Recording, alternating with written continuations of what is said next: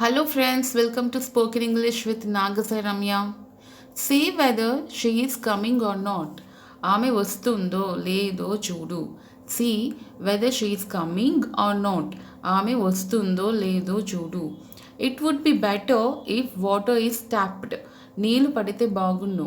It would be better if water is tapped. నీళ్లు పడితే బాగున్ను.